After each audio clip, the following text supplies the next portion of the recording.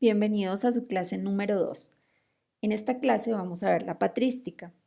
Inicialmente quiero que veamos el marco histórico de lo que estaba sucediendo antes de este periodo, es decir, antes del nacimiento de Cristo.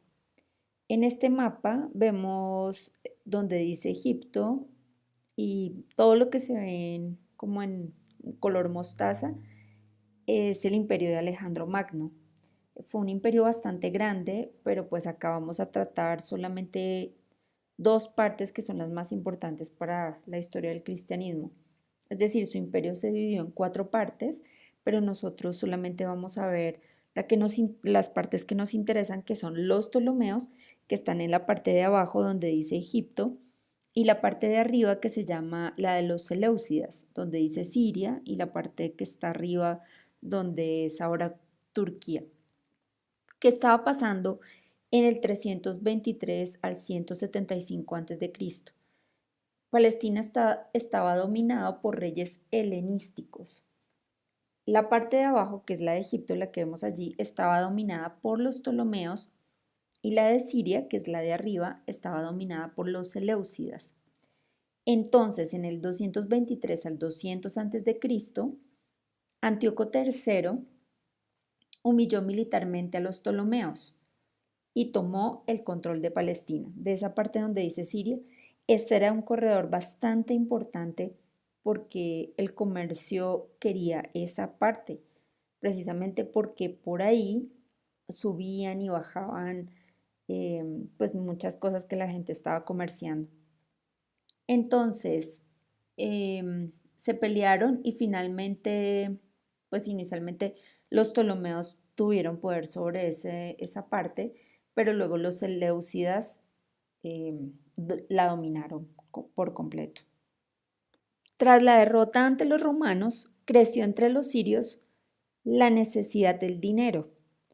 Entonces, el hijo del rey Seleuco IV, que estaba en el 187 al 175, en esa época, permitió que sacaran todo el tesoro del templo de Israel.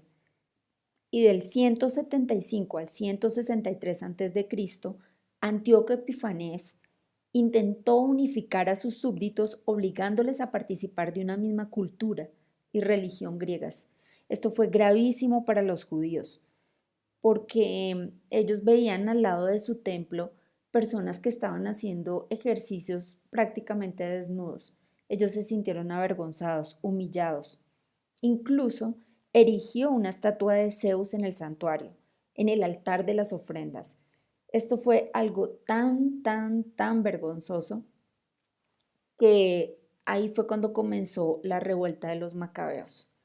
En el 167 estalló esa revuelta judía promovida por Matatías. El levantamiento fue continuado durante 35 años por sus hijos Judas, Jonatán y Simón. Esta historia nosotros la podemos ver dentro de las Biblias católicas. Dentro de los libros deuterocanónicos está el libro Primera de Macabeos y Segunda de Macabeos. Allí podemos mirar esta historia pues de manera mucho más detenida y con cuidado. Entonces, ¿qué sucede? En el 164 a.C. llegó la victoria judía que permitió la purificación y una nueva dedicación del templo. Es lo que nosotros llamamos el Hanukkah. Es esa celebración que se hace más o menos por la misma época en que nosotros los cristianos celebramos la Navidad. Entonces los judíos celebran el Hanukkah. Porque ¿qué pasó? Como los judíos ganaron, entonces ellos purificaron el templo y al purificarlo dejaron esa fiesta para todas las generaciones posteriores. ¿Qué pasó en el 104 antes de Cristo? Entonces Roma, como ya era un imperio, reconoció la independencia judía, es decir, ellos estaban con los judíos y dijeron, bueno, nosotros ya los reconocemos como un pueblo independiente y ya ellos no tienen que seguir tributándonos por obligación como lo hacían antes. Pero desafortunadamente los judíos tuvieron muchas luchas intestinas. Ellos peleaban por el poder continuamente. Y en el 63 a.C. entró Pompeyo con su caballo en Jerusalén y en el templo. ¿Qué sucedió? Los romanos eran los gobernantes de Palestina, pero se servían de los sumos sacerdotes y de los reyes pequeños. Estaba ese equilibrio de poderes. Los romanos por un lado, y lo vimos con el ejemplo de Pilatos, y Herodes por el otro, que representaba el poder dentro de los judíos. Él no tenía linaje, pero decidió casarse con Mariam, de la familia de los Asmoneos, que traía el linaje de la libertad, y por eso se convirtió en el rey indiscutible de toda Judea.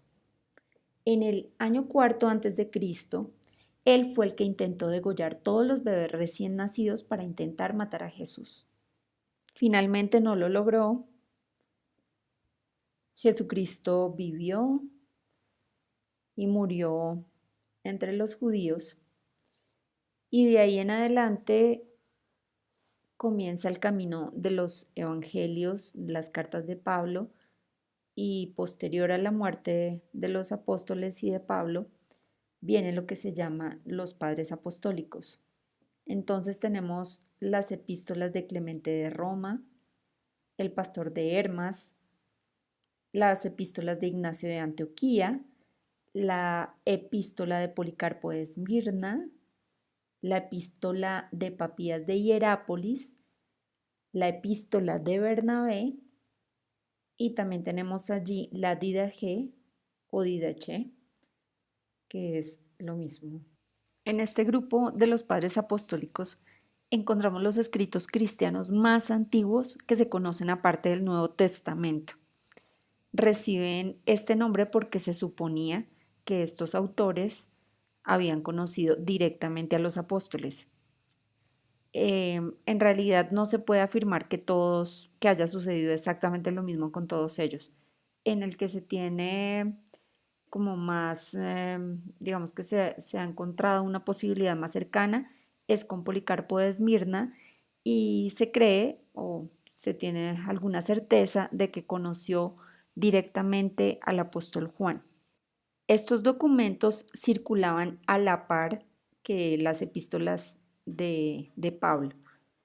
Pues las epístolas de Pablo están dentro de los libros canónicos. Para poder estudiarlas, hemos decidido incluirlas dentro de las escuelas teológicas de la antigüedad. Es decir, las escuelas de la antigüedad estuvieron mucho tiempo más adelante, unos años más adelante, pero para poderlos ubicar dentro del contexto adecuado, especialmente por su tendencia, las ubicamos dentro de las escuelas que ya vienen mucho más adelante. Entonces, la primera de ellas es la Escuela Teológica de Roma y el cristianismo latino occidental. Entonces, dentro de esta escuela podemos incluir las epístolas de Clemente de Roma y las epístolas del pastor de Hermas.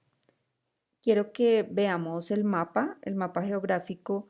Ahí podemos ver la ubicación de la Escuela Teológica de Roma y el cristianismo latino occidental.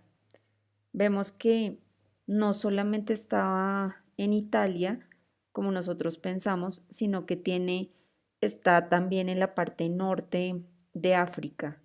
Ahí donde dice Cartago, esa también era parte de la escuela de Occidente o Roma. Ahora vamos a ver las características de esta escuela. Entonces, inicialmente vemos que el pensamiento romano se caracteriza por ser excesivamente práctico y dirigido a establecer la ética. El imperio era experto en gobernar y no podían detenerse en especulaciones y meditación. Les fastidiaba la excesiva minucia en el pensamiento. Eran muy prácticos. Ellos tenían muchas normas de conducta, es decir, normas morales. Por eso vemos que la característica 1 es giro práctico y ético, la característica 2 es moralismo y legalismo. De ahí vemos mucho mejor el derecho romano, normas y normas y normas. Pero vemos también que tantas normas se traducen en moralismos y legalismos. Para ellos, como todo es práctico, entonces no quieren tomarse el tiempo de analizar. No saben si esa norma es correcta o si no lo es, sino que tienen que aplicar a como dé lugar todas las leyes que ellos mismos crearon.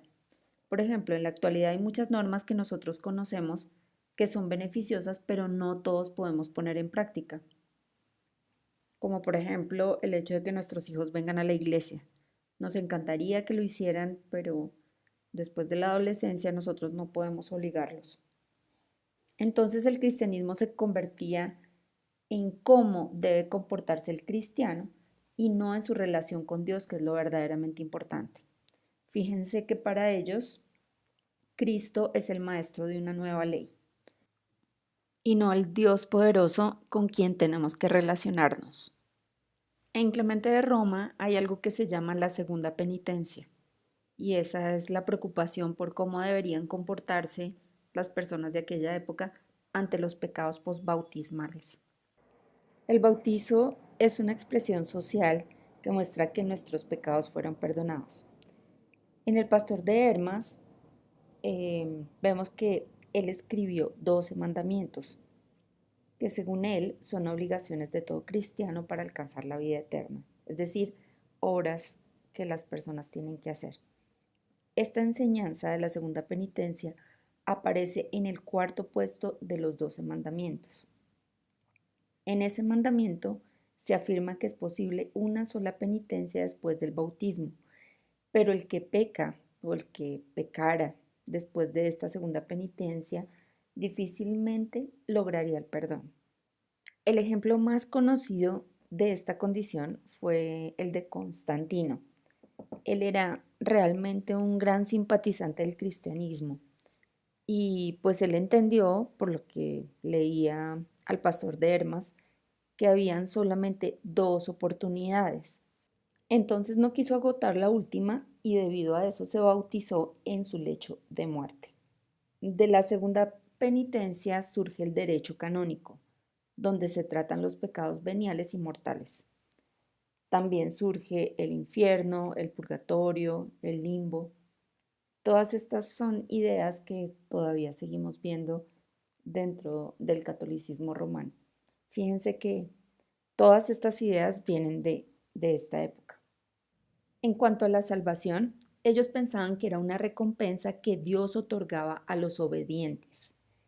Ellos comenzaron a relegar la fe porque creían que debían hacer obras, es decir, debían cumplir la ley, tenían que hacer muchas cosas para poder lograr la salvación. En un lado dejan establecida la fe y por el otro la salvación. Es decir, ellos piensan que por un lado está la fe y por otro todo lo que deben hacer para poder encontrar esa salvación. Y lo que pensaban de Cristo es que más que un cordero que sustituía nuestros pecados o que moría por nuestros pecados, creían que Jesús era el maestro de esa nueva ley, de esa ley romana.